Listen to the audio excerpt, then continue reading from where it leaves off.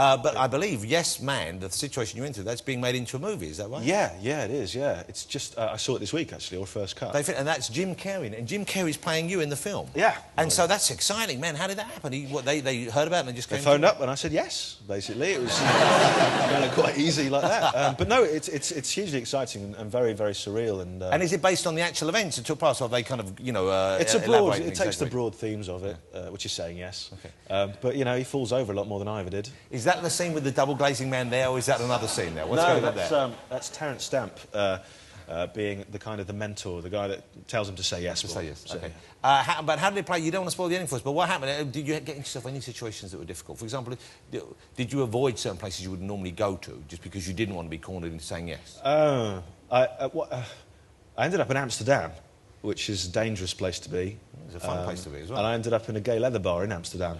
Right, which is fine. Okay. Unless you're a straight man who's decided to say yes to everything. But thankfully, there's something about me the gay community isn't really drawn to. So no one propositioned you? No. If they had... Yeah. What if one had said to you, hello, you're a good-looking stranger. Where are these people from? Amsterdam. Right.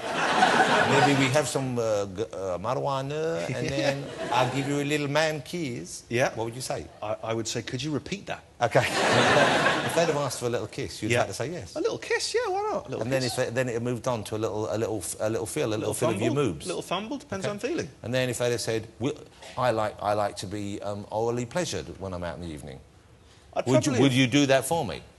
I'd probably have carefully rethought the entire strategy at that point. But who's to say? You would have bailed out? I may have done that, yeah. Would you recommend it to people? I mean, it seems a bit of a crazy, but would you recommend people... Presumably you enjoyed the experience. It was great. It was perfect.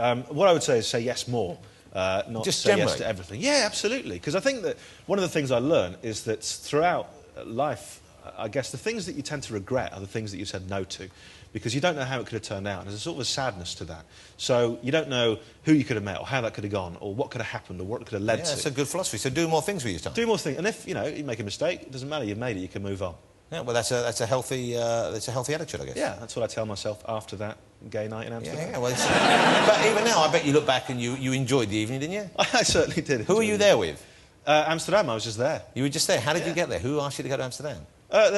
Basically, when you start throwing yourself open to the yes philosophy, you'll find yeses everywhere. I, said yes to all my spam email.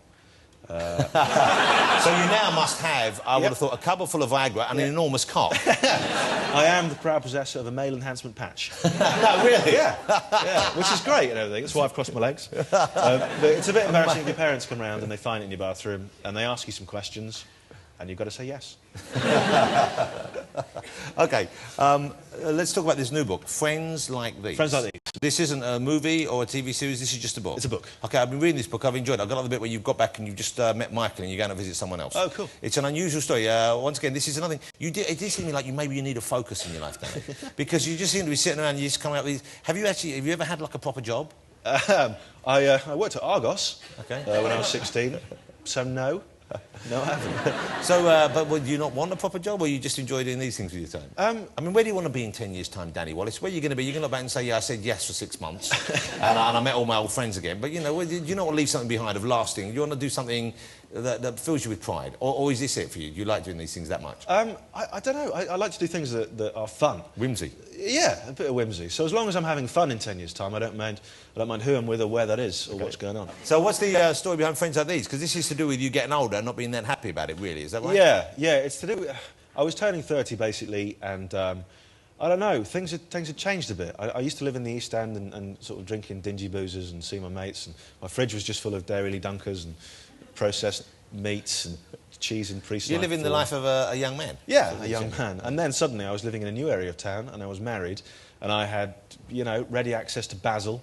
My living room had a dramatic focal point. I was drinking crisp white wine, things like that. I had display cushions. I had hundreds of cushions that were there, not for bottoms, that was the rule. Just to make the place just to look nice. At, cushions to look at.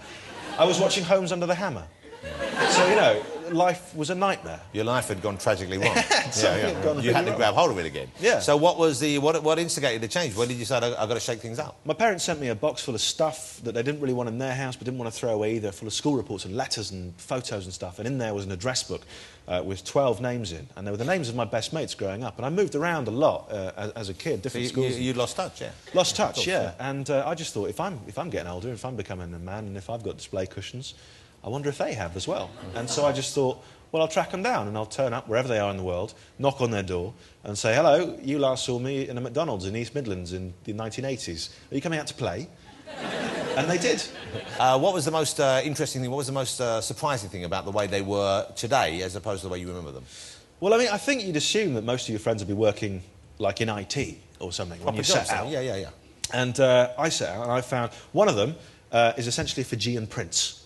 He's a prince in Fiji? Yeah, he's got his own village called Nabuso, where they're not allowed to make eye contact. You claim to be a king in the East End of London. You know, he's probably just winding This you is up. genuinely true, and he came to our normal state school in Loughborough and just hung out for a year. A Fijian prince? A Fijian prince. He's now working in IT, actually. that is genuinely true. OK. Another one is a hardcore German rapper.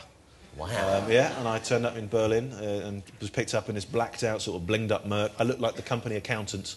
It wasn't a good look. A hardcore German rapper? Hardcore German rapper. And another one runs a Toby Carvery outside Nottingham, and I tracked him down, went to meet him. He gave me a free Toby meal. It was lovely. Yeah. And then I'm sort of finding out a bit more about him. And he's gone slightly David Brent. He was the sort of the scruffy kid at school. Yeah. And now he's got a suit and he's kind of going, oh, you know, well, we have fun here, but we do get the work done. That is important.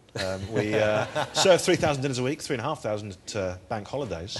And it kind of peters out. And I'm looking for something. And I go, well, have you got any hobbies or interests? And I'm hoping he's going to say, I enjoy badminton or kabaddi or something like that. And he thinks about it for a while, and he can't think of anything. And then eventually he goes, for the last 10 years, I've been working on my own independent theory of time travel. Bingo. While serving in the Toby Carvery? While serving in Toby Carvery, he goes to his little back room and sorts out, basically, time travel. He reckons he solved it.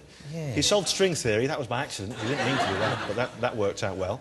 But he got a bit annoyed and went, you try telling Hawking this stuff. He doesn't listen. How does your partner, how does your wife cope with all this? Because she must just be living in dread of what you're going to start doing next. She enjoys it secretly.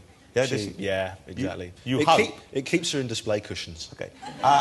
What about when you start having children? So you're going to have to change your lifestyle then, aren't you, Danny?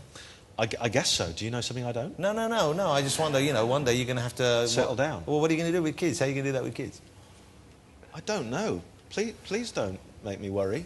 My whole life is ahead of me, isn't it? But you're still acting like a youngster. You're having too much fun. I want to see that stop. It's a new adventure. Yeah. I'll tell you what, it's a new adventure, isn't it? I tell you, go away, have some kids, grow a big face like Danny Kelly, and then come back and tell us how you enjoy it. The other time I met you, you won't remember this. We were at the same wedding a few years ago, and you were there, and you know, you seemed very approachable and that kind of stuff, and the music was on, and the ceremony was over, and I saw you there, and you were watching lovingly as your family, you know, jumped around, and we're all jaunty and we're dancing, and I was going to the bar, and I just thought, this is a nice little moment. He seems like a good guy, and I sort of walked up and went, you've got a lovely family, and you looked at me as if I'd said, hello, I'm going to kidnap your family. Well, have you got something to say to me? Maybe you looked a bit weird or something. It's a bit that you're at a wedding looking at your family and some blokes and go, they're lovely. Yeah, you've got to think about what you've got to think about how you look. You look a bit creepy for a start, right? Right? And then you come up to someone at a wedding, a decent man, an honourable man, a working man. What do you do? Run around a gay bar saying yes to supposed rappers and inventing Fijian princes and go, I like the look of your youngest. You can't do that. Hey, Danny, you know, I've been reading his new book, and it's a really good read. I'm really enjoying it. I don't know how it turns out. I'm looking forward to finding out. I die in the end. It's great fun. Ladies and gentlemen, Mr. Danny Wallace. That was great. Thank you, Danny. Really good fun. I'm enjoying it. All right, OK. Take care. Danny Wallace. It's a funny book.